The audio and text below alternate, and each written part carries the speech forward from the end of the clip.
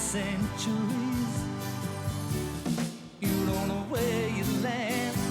It's so dark in mythology. Treasures of history to be found. These legends of time. All the handiworks remain. Only the dream away. Orion, Orion, Orion, Orion, Season 18 ran from the 30th of August 1980 until the 21st of March 1981. When the season aired, there were big changes, the biggest since Troughton left and they brought in Pertwee. This was producer John Nathan Turner's first job as a producer. He'd worked his way up the ranks on Doctor Who and decided to make his mark. And he made it. Hard. He wanted to drag the show, kicking and screaming, into the 80s. And so, he replaced the usual composer with the Radiophonic Workshop, a BBC in-house audio group. He seriously rejigged the show's intro, the first time this had happened since season 11. He flat out replaced the theme music. Up until now, each theme had in some way built on the original version done by Delia Derbyshire. JNT got Peter Howell to do a completely new one. The whole tone of the show was to change from a broad, almost sitcom-esque comedy to more serious, somber science fiction feel. And most importantly, the Doctor seriously changed his look. Beforehand, his scarf was multicoloured and he usually wore a mix of browns and greys. Now it's all burgundy all the time. And JNT had wanted to lose the scarf altogether. But thankfully that never happened. Tom Baker even looked different. Older, more tired, grey hairs visible. This wasn't planned. Tom Baker just spent most of the season unwell. He even lost his trademark curls, and his hair had to be permed into shape. As a side effect, it looks like 2 or 3 years have passed between seasons 17 and 18. Because this was JNT's first producing job, the BBC had Barry Letts from the Pertwee era watch over him, and make sure he didn't do anything crazy, like cast Bunny Langford. As a result, season 18 plays like the best of the Pertwee era, minus Unit, Pertwee, Joe Grant, Liz Shaw, Bessie or Roger Delgado. So to me it feels like the best of the worst of the Pertwee era. Still, it's not all change. Romana's still there, for a bit, and so's K9, voiced again by John Leeson, who still voices him to this day. The first story is The Leisure Hive, aka the yellowest story since The Claws of Axos. It begins in Edwardian Brighton. No doubt the Doctor wanted to meet Adam Adamant. Little did he know that Adam's already been frozen by this point. Anyway, K9 decides to be an idiot and take a swim.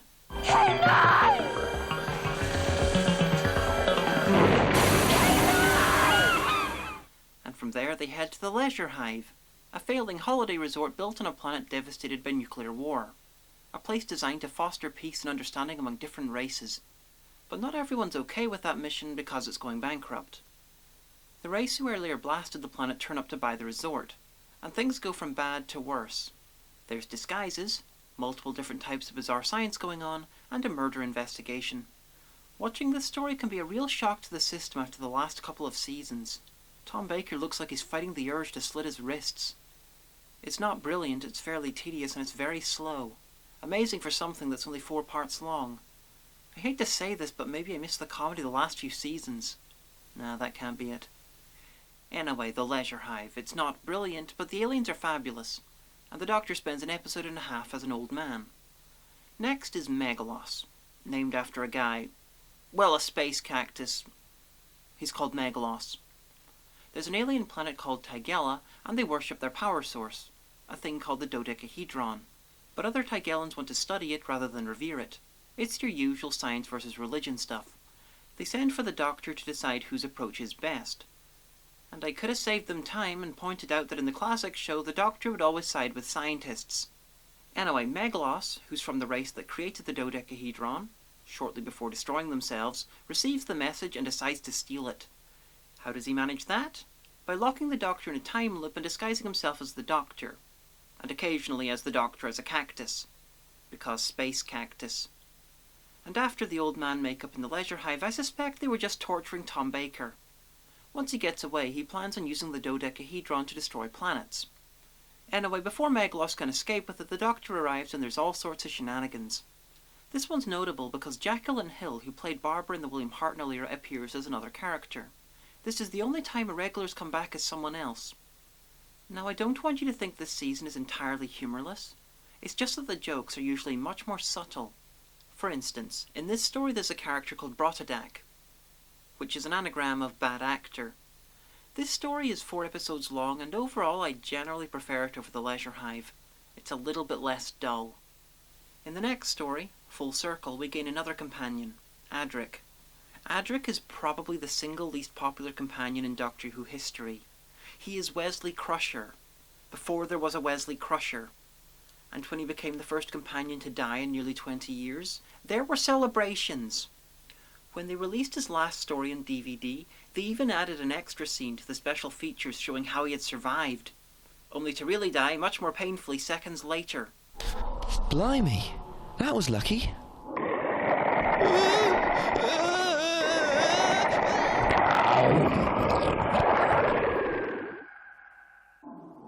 Excellent.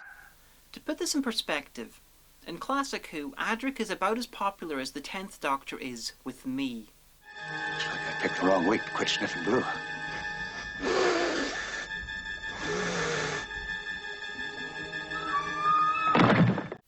Now let's get started. Full Circle begins with the Doctor taking Romana home to Gallifrey. The Time Lords called and they want her back. And he's paying lip service to them being scary, so he's taking her. Alas, they end up in a pocket universe they call E-Space, and not realising it, they head for what they think is Gallifrey, but instead find the planet Alzarius.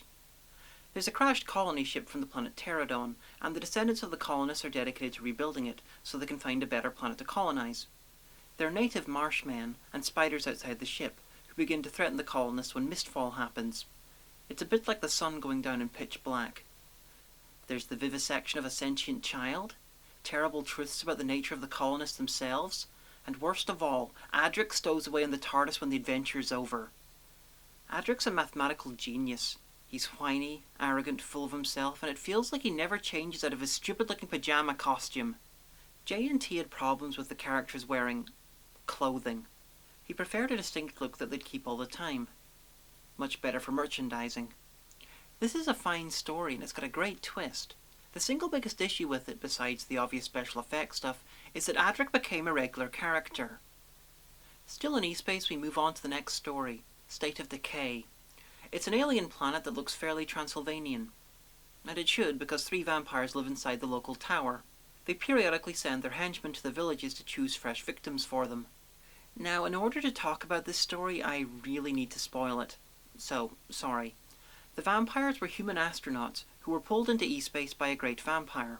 The Great Vampires were a giant alien race that the Time Lords, led by Rassilon, who I'll talk about in a few seasons' time, wiped out millions of years ago. They're Godzilla-sized alien vampires. The 3 lead astronauts became lesser vampires, dedicated to resurrecting the Great Vampire on the planet, while the other crew members and their descendants became their blood cattle. And 20 generations of inbreeding and subjugation is apparently enough to turn anyone into a Transylvanian. I'm sure that's unfair. I could manage it in 10.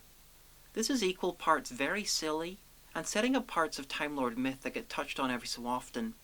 He'd been mentioned before, but this was one of the first inklings that Rassilon was a bit of a bastard.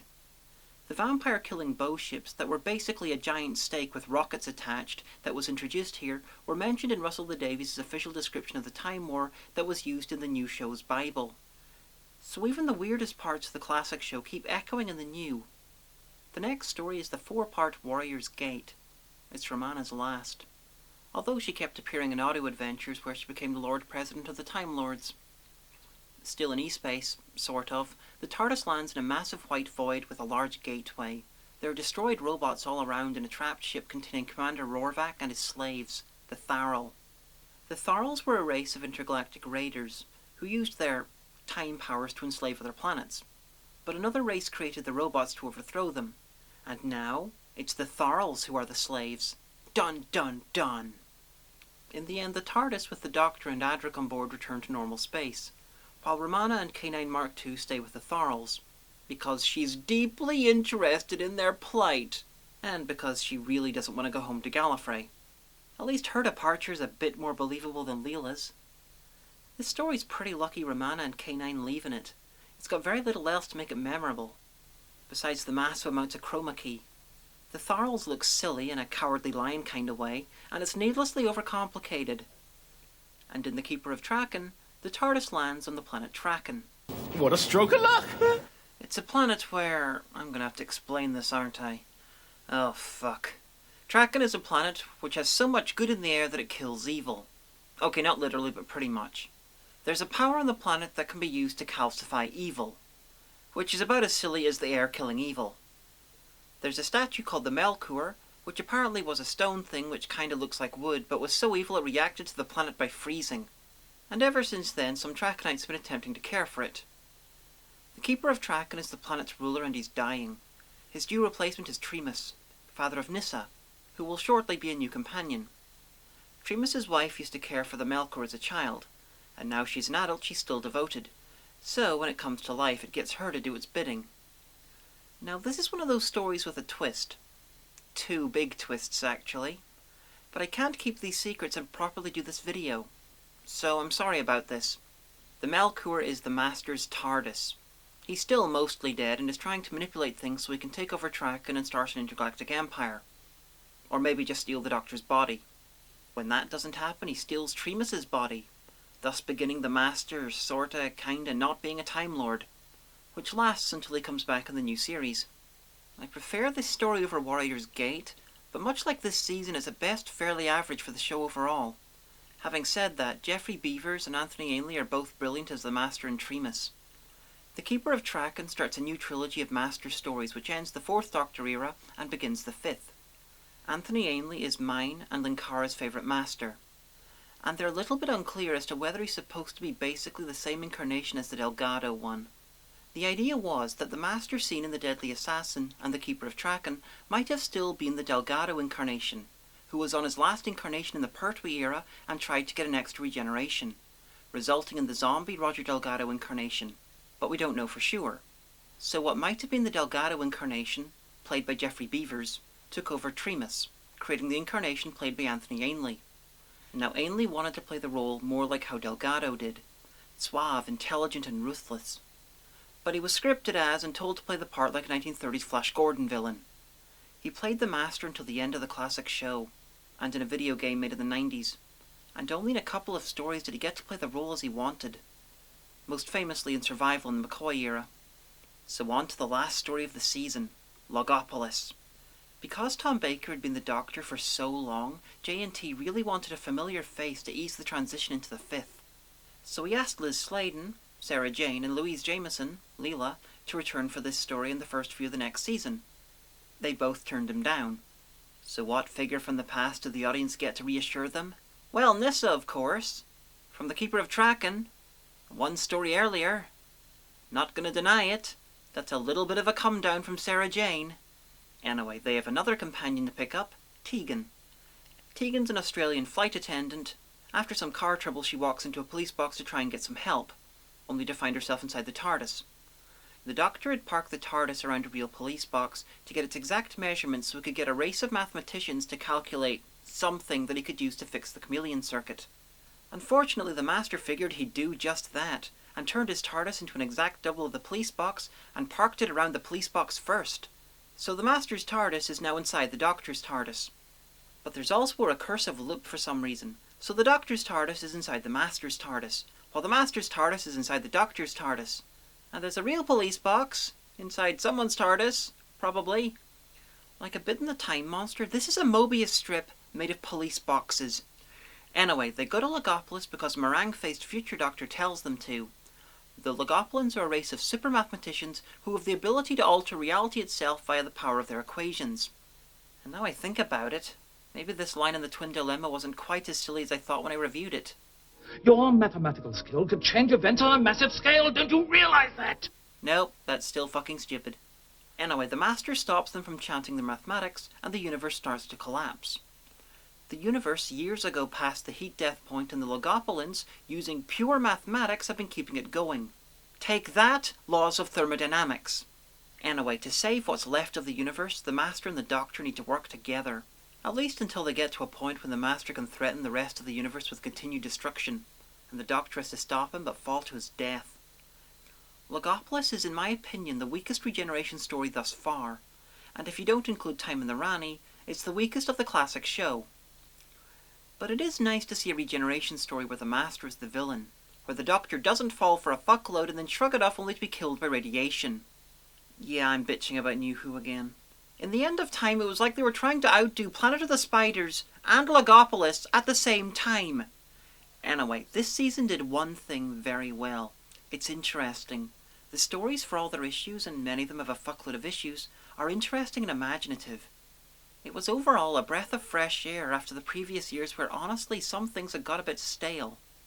Of course 1980s Who would itself become much more stale and much quicker than the earlier years, but that's for other videos.